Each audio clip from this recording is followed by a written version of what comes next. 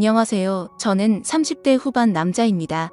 지방 대기업에 다니고 있으며 현재 연봉은 7천 정도로 생활에는 크게 부족하지도 않은 생활을 하고 있습니다.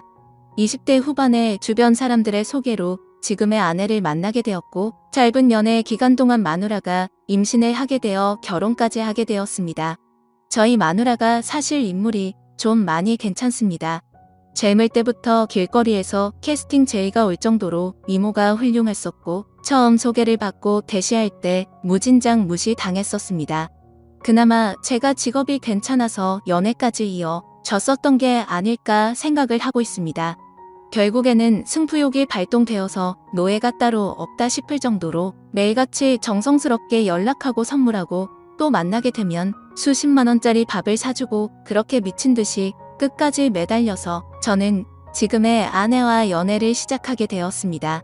그렇게 연애를 하고 몇 개월도 지나지 않아 관계를 가지던 중 피임에 실패를 하게 되었고 저는 결혼을 마음먹었기에 화가 난 아내를 겨우 설득시켜서 임신 4에서 5개월 차에 결혼을 하게 되었습니다. 생각은 했지만 결혼 이후에 부부관계가 참 순탄치가 않았습니다. 나 때문에 자기 인생을 망쳤다며 매일 같이 저를 가만히 두지를 않았습니다. 가끔씩은 술을 마시고 폭력도 행사했습니다. 여자가 때린다고 얼마나 아프겠냐마는 그래도 저는 자존감이 너무 낮아졌습니다. 그래서 그렇게 아내가 화를 내고 짜증을 부리는 때이면 잠시 풀어줄 수 있는 방법이 비싸고 좋은 곳에서 분위기 좋은 외식이나 선물을 해주는 것이었습니다. 그렇게 하면 잠시는 풀렸는데 그게 또 오래가지는 못했습니다. 그렇게 저는 호구 같은 생활을 이어나가고 있었고 결혼을 한 뒤 아이를 낳고 나서부터는 아내와의 잠자리가 소홀해지기 시작했습니다. 아내는 이런저런 이유를 대더라고요. 아이 때문에 못한다. 살 빼오면 해준다. 피임 안 하면 안 된다. 결국 저는 결혼을 하고 나서 아내와의 관계를 이런저런 이유로 하지 못했습니다. 그래서 아내와 대화를 나누었고 고민 끝에 피임 기구를 시술했습니다. 하지만 그렇게까지 했음에도 아내는 관계를 거부했습니다. 진짜 결혼 이후에 1년에 겨우 한두 번 할까 말까였습니다. 혼자서 해결하는 것도 하루 이틀이지. 제가 이렇게 무시받고 천대받으려고 결혼을 했나 싶고 스스로가 한심하기도 했습니다. 그렇다고 저는 아내를 두고 바람을 필 생각은 전혀 하지를 않았습니다. 어린 시절 부모가 이혼하시고 병든 아버지를 봉양하며 호련단신 고아처럼 살면서 가족이나 가정에 대한 소중함을 누구보다도 잘 알고 절실했었기에 저는 그럴 수가 없었습니다. 그리고 여자 나오는 술집에 2차도 안 갔습니다. 결코 저는 단 한 번도 한눈 팔지 않았습니다. 그렇게 저는 집과 회사를 왔다 갔다 하며 기계 같은 삶을 반복하며 살았습니다. 그러던 어느 날 아내가 대뜸 차가 낡았다며 차를 바꿔 달라는 겁니다. 그래서 아직 더 탈 수 있을 것 같고 집에서 살림하면서 지내는데 좋은 차가 필요 있냐며 다음에 차를 바꾸는 게 어떻겠냐고 이야기를 했습니다. 그랬더니 이런저런 트집을 잡으면서 아주 그냥 마음먹고 그러는지 몇 날 며칠을 저를 못 살게 하는 겁니다. 그렇게 며칠이 지났고 남자들에게도 뭔가의 촉이라고 할까요? 냉랭한 기류가 흐를 때 갑자기 쎄한 느낌이 들었습니다. 저는 뭔가 찜찜한 마음에 아내의 휴대폰을 몰래 훔쳐보게 되었습니다. 휴대폰에는 낯선 남자와 나눈 대화가 있었습니다. 정말 그걸 보는 순간 피가 역류하는 기분이 들더군요. 나에게는 전혀 해주지 않았던 말들, 그 다정한 말들, 남편이 들어야 했던 말들을 다른 남자와 나누고 있었습니다. 그래서 거실 밖으로 나와 일단 마음을 가다듬고 아내에게 물어봤습니다. 내가 아내의 휴대폰을 들이밀면서 이 남자 누구냐고 물었습니다. 처음에는 발뺌을 하려고 하는지 횡설수설하다가 증거를 들이대고 있으니 그냥 만나는 남자라고 자백을 했습니다. 정말 그 말을 듣는 순간 망치로 머리를 맞은 기분이 들었고 손이 덜덜 떨리더라고요. 제가 다시 물었습니다. 그러니까 그게 누구냐고. 그러자 아내는 저의 절친인 친구의 이름을 말하더군요. 정말 믿어지지 않았고 도저히 현실인지 꿈인지 구분이 안 갈 정도로 큰 충격을 받게 되었습니다. 그래서 지금 내 친구와 바람핀 거 맞냐? 잠자리까지 가진 거 맞냐고 하니까 잠시의 정적이 흐른 뒤에 맞다고 말을 하더라고요.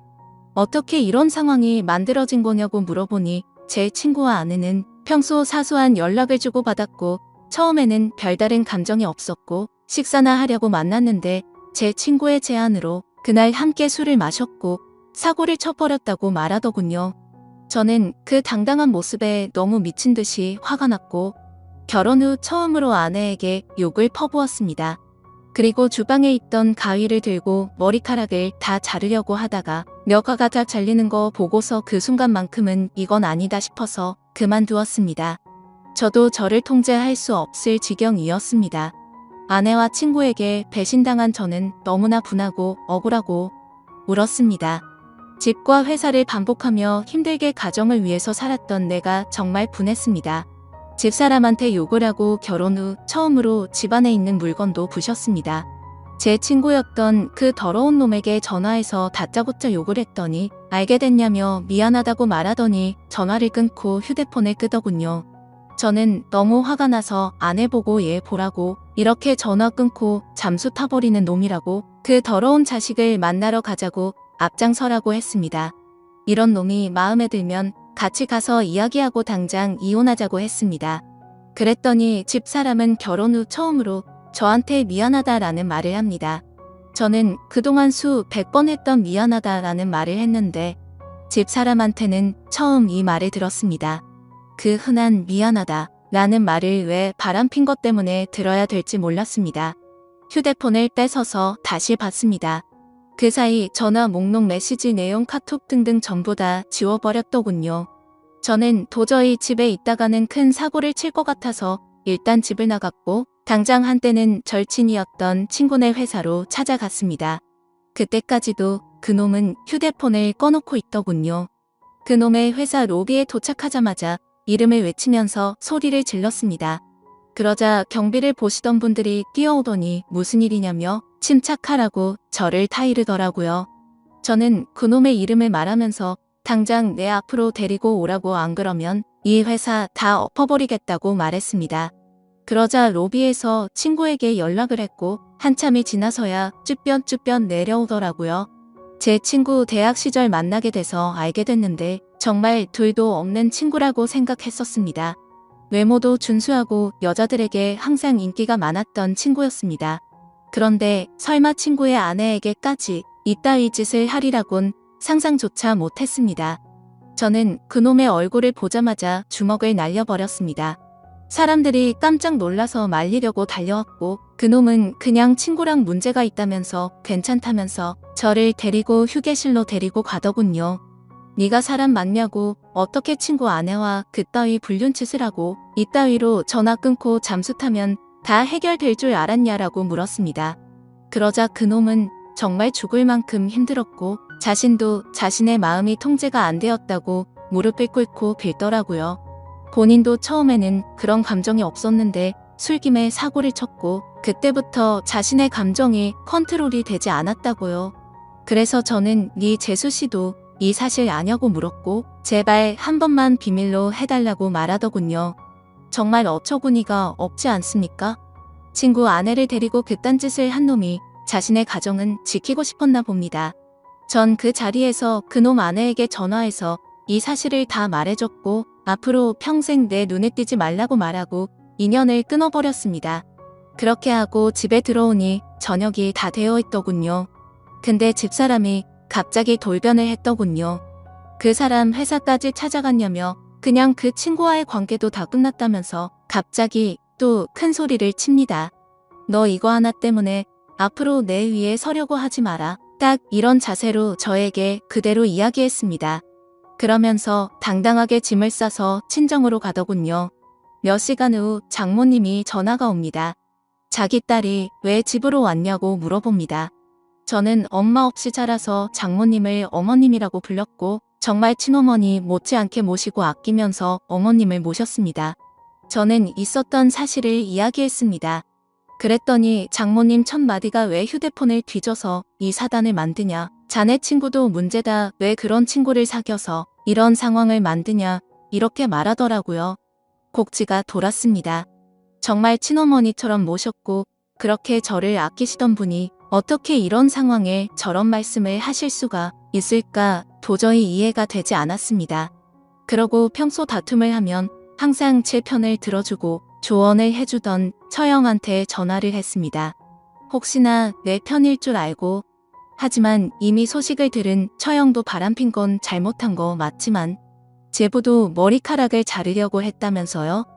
바람핀 거랑 그런 행동은 따로 봐야 되는 거 아닌가요? 그리고 제부도 사회생활하면서 어디 가서 2차 하거나 바람핀 적 없어요? 라고 합니다. 참 어이가 없고 기분이 더 더러워지더군요. 더 이상 이런 인간들과는 대화를 할 수 없다는 생각이 들었습니다. 수년간 저는 그 사람들의 가족이라고 생각했습니다. 하지만 집사람뿐만 아니고 그 가족들에게도 저는 그냥 돈 벌어오는 기계였던 겁니다. 친정에도 제가 큰 돈을 몇 번이고 도움을 줬었거든요. 더 이상 기댈 곳이 없었습니다. 그날 저녁 아직 미취학인 둘째 아이가 엄마가 없다며 웁니다. 그 우는 모습을 보니 어릴 적 제가 생각이 났습니다. 아이는 엄마한테 전화해달라고 저를 보챘고 저는 어쩔 수 없이 전화를 해서 바꿔줬습니다.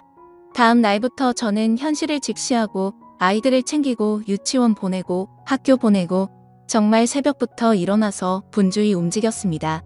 둘째 머리 묶어주고 옷 입히고 하는데 너무 서툴러서 힘이 들더라고요.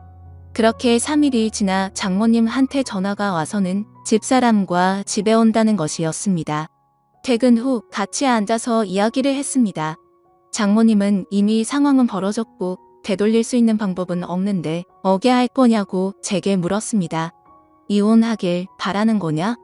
아니면 용서를 하고 살 거냐? 라고 하는데 집사람 표정은 절대로 잘못한 기색이 없습니다.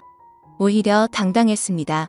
저는 그 모습을 보니 오만정이 다 떨어졌지만 아이들이 옆에서 철없이 웃고 장난치고 있는 모습을 보니 마음이 약해집니다. 제 어릴 적 모습이 생각나고 우리가 헤어지게 되면 내 자식들도 나처럼 어린 시절을 보내야 하는 거 아닌가 싶고 정말 미칠 것 같았지만 고민하고 또 고민을 했습니다. 저는 한참의 고민을 하고 나서 집사람에게 각서를 쓰자고 했습니다. 그랬더니 아내는 자기도 나한테 원하는 내용의 각서를 쓴다고 합니다. 그래서 내가 원하는 내용을 일단 적었습니다. 가정에 충실할 것이며 절대 외도를 하지 않는다는 내용과 추후에도 발각시 위자료 지급과 즉각 이혼이었습니다. 집사람도 나에게 원하는 걸 적었습니다. 양말, 팬티 뒤집어 놓지 않기, 옷 빨래통에 넣기, 상대방 무시하지 않기 등이었습니다. 외도와 양말이 동급 취급 당하면서 장모님도 나보고 생활을 똑바로 안 했기 때문에 자기 딸이 그렇게 되었다며 동급 취급합니다. 각자 각서를 다 적고 사인을 하고 일상으로 돌아가기 위해 노력했습니다. 집사람과 합방을 하기 위해 작은 애와 방을 분리시키기 위해서 작은 애 방을 꾸몄습니다. 하지만 집사람은 다시 안방으로 들어오지 않았습니다. 그렇게 그런 사건이 일어난 지도 벌써 1년이 흘렀습니다.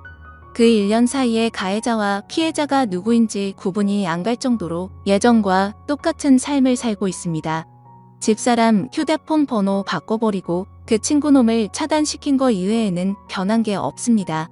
심지어 지금은 집사람은 철없는 아이 둘을 데리고 이단 사이비 종교를 다니고 있습니다. 이따위 종교를 믿는 것도 최근에 알게 되었고 한바탕 크게 싸움을 했는데 전혀 말이 먹혀들지가 않더라고요. 정말 제가 미쳐서 그런가 싶기도 한데 요즘은 큰 아이가 진짜 내 아이가 맞나? 이런 생각들도 수도 없이 들고 있습니다. 사실 누가 보더라도 저를 닮은 구석이 하나도 없습니다. 심지어 주변에서도 엄마를 많이 닮았는지 제 모습을 보이지 않는다고까지 할 정도로요. 그래서 머리카락을 몇 개 뽑아서 진짜 확인을 해야 하나 싶어서 준비까지 다 마쳤으나 만약 내가 생각하는 대로 그게 사실이라면 아이에게나 저에게나 모두에게 너무 큰 충격일 것 같아서 진행을 포기했었습니다. 유년 시절 결손 가정에서 고생하며 제가 꿈꾸고 바랬던 소박한 가정이 산산조각나서 깨질까 봐서요.